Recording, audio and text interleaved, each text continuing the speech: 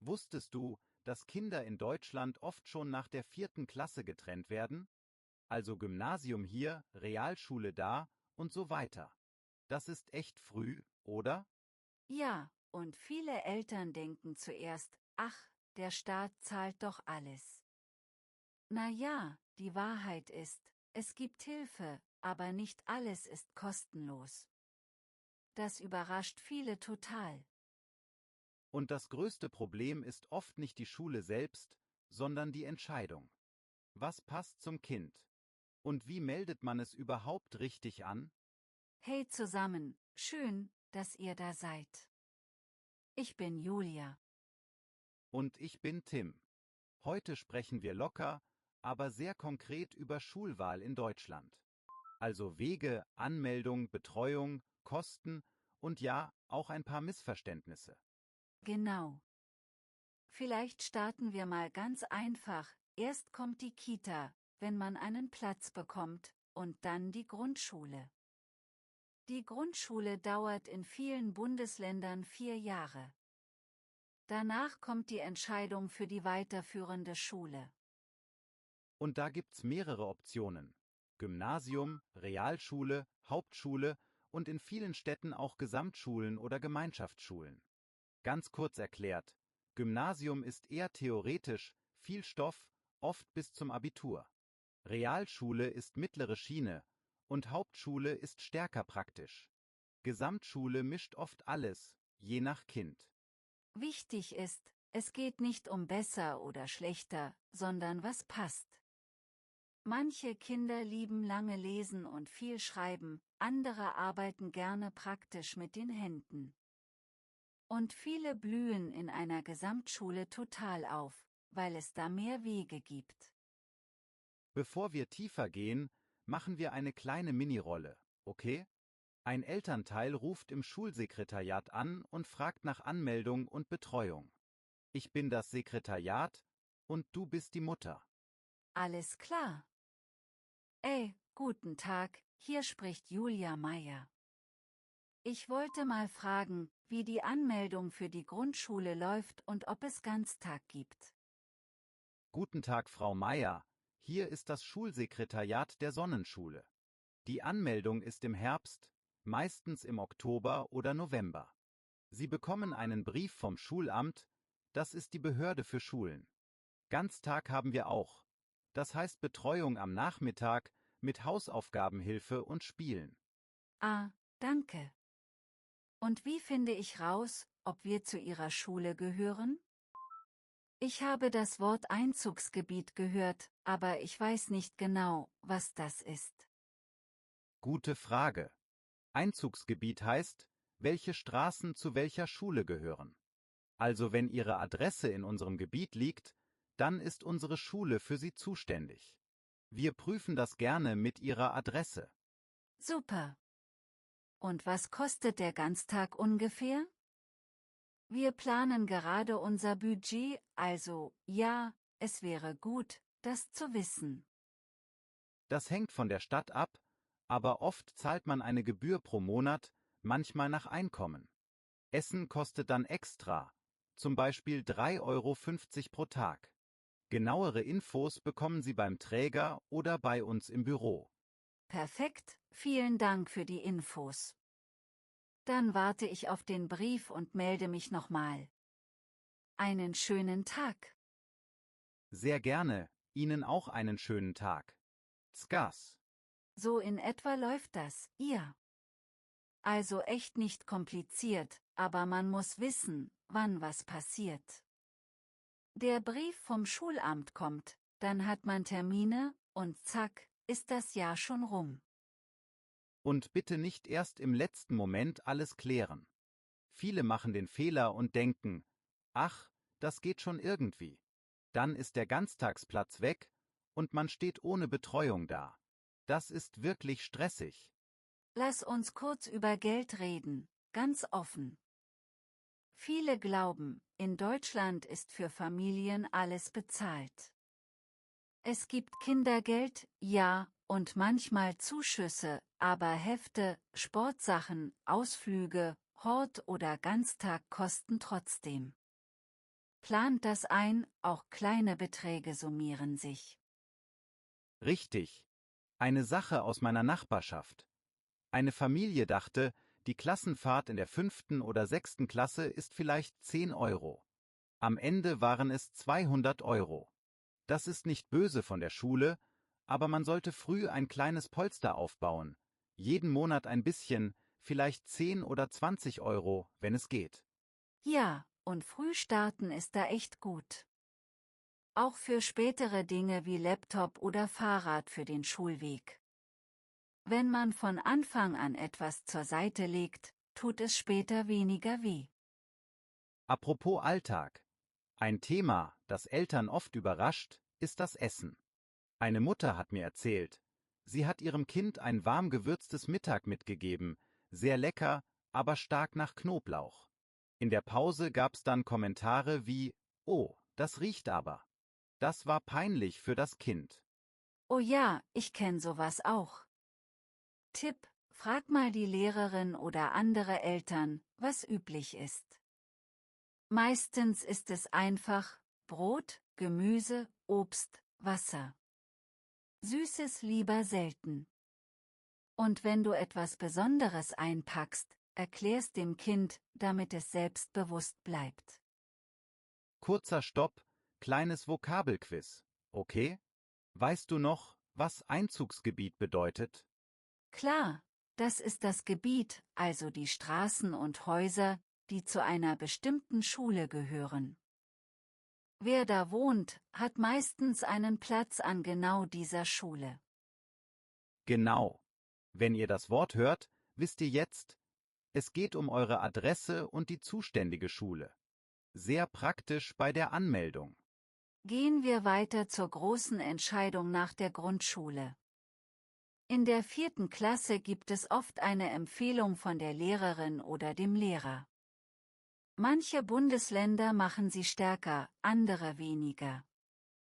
Aber sie hilft, denn die Lehrkraft kennt euer Kind im Alltag. Viele Eltern spüren da Druck. Ich sag mal so, manche denken, nur das Gymnasium zählt. Das stimmt nicht. Das Ziel ist ein guter Weg für euer Kind, nicht das Logo auf dem Heft. Redet ehrlich mit der Lehrkraft. Wo liegen die Stärken? Wo hat das Kind Spaß? Und schaut euch Schulen an, es gibt Tage der offenen Tür, manchmal auch Schnuppertage. Geht hin, fragt viel. Wie ist der Ton? Wie sind die Hausaufgaben? Gibt's Unterstützung in Deutsch, wenn das Kind noch Lernbedarf hat? Oh, Deutschförderung ist wichtig. Viele wissen nicht, dass es extra Kurse gibt, wenn die Sprache noch schwierig ist. Fragt direkt. Gibt es Sprachförderung? Wie läuft das? Das kann den Start total erleichtern. Noch ein Punkt, sehr deutsch, aber wichtig, Lautstärke. In vielen Schulen ist Ruhe im Flur eine große Sache. Manche Kinder, vor allem nach einem Umzug, denken, warum so streng? Das ist hier einfach Regel. Sprecht mit eurem Kind drüber, dann gibt's weniger Frust. Ja, und das passt auch zu einem größeren Thema. In Deutschland wollen viele Erwachsene in öffentlichen Räumen eher Ruhe. Das wirkt manchmal hart.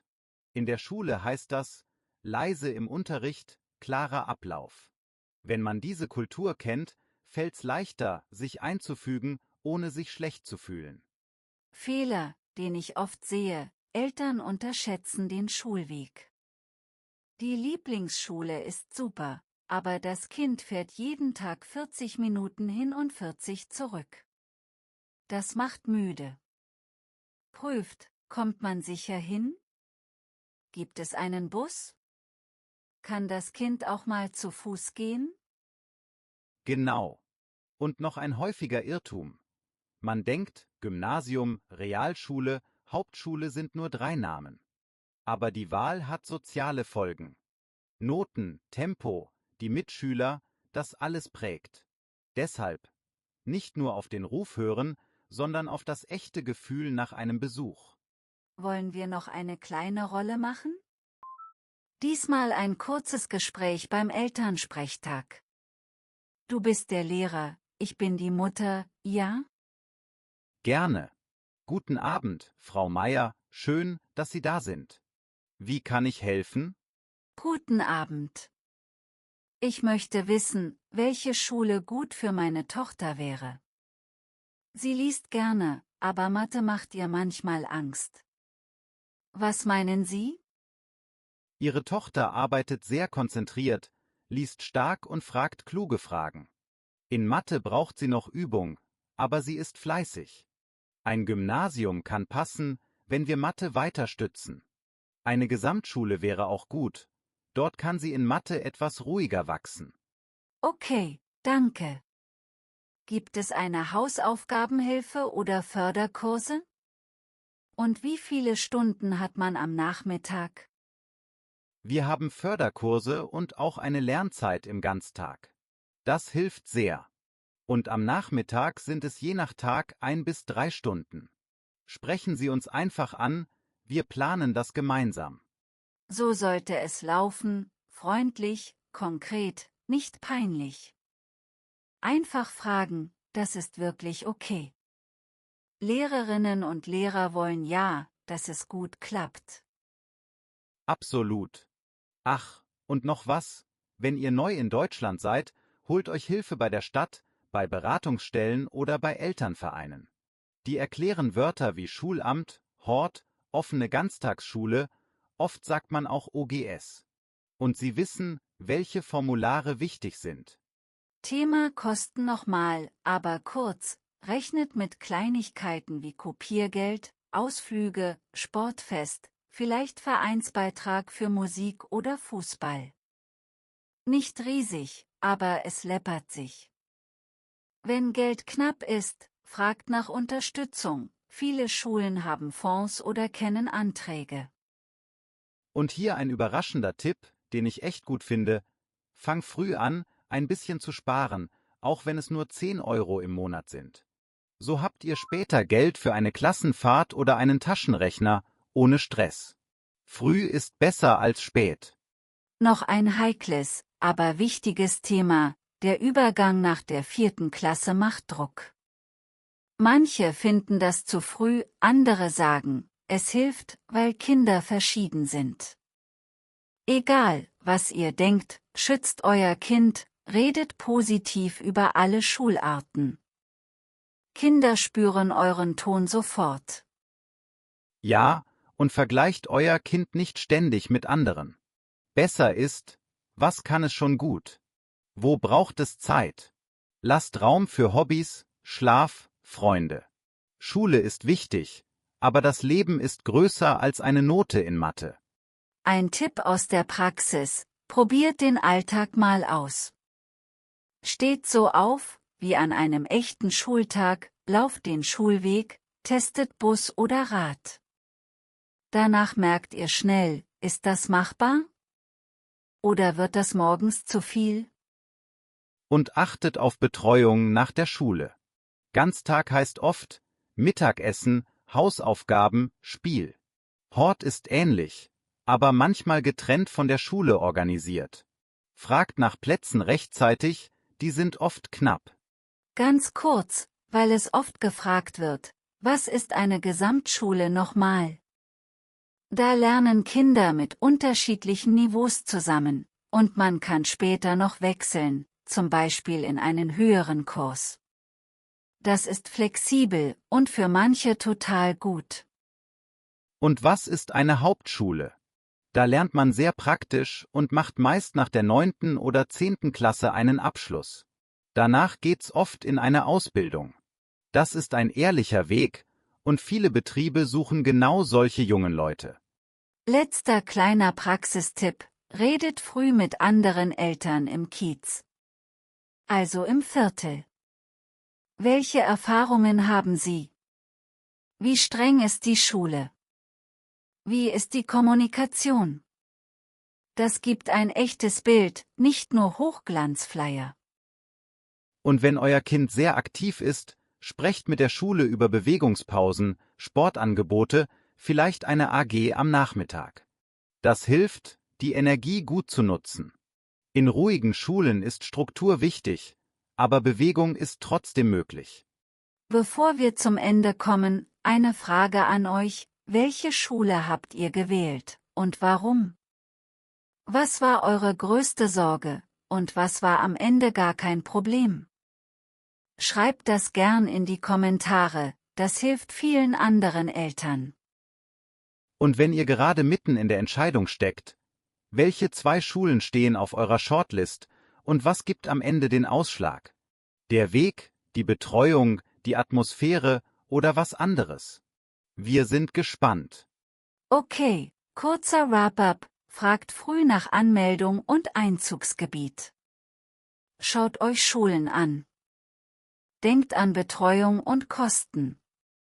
Und hört auf euer Kind, nicht nur auf den Ruf einer Schule.